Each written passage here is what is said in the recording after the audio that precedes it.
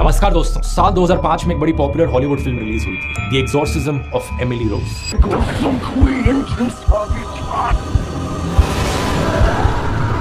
Horror फिल्में वैसे तो हॉलीवुड में बहुत बनी है, लेकिन इस फिल्म के बारे में एक बड़ी खास बात थी। इस फिल्म के पोस्टर पर देखिए क्या लिखा था, based on a true story, यानी कि एक सच्ची घटना पर आधारित थी।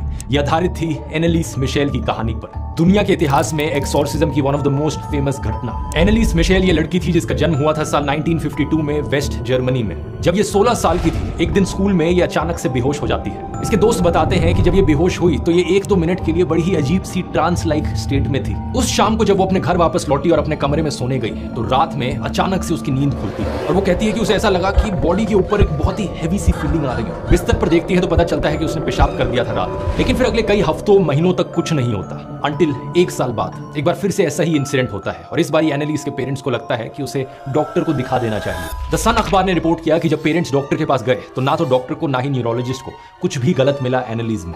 लेकिन फिर करीब 1 साल बाद और फरवरी 1970 में एनालिस को ट्यूबरकुलोसिस हो जाता है, जिसकी वजह से उसे हॉस्पिटल में एडमिट किया जाता है। इस बार जब वो हॉस्पिटल बेड पर लेटी हुई थी, एनालिस कहती है कि उसे बड़े ही अजीबोगरीब कलर्स दिखाई दी और आवाजें सुनाई दी।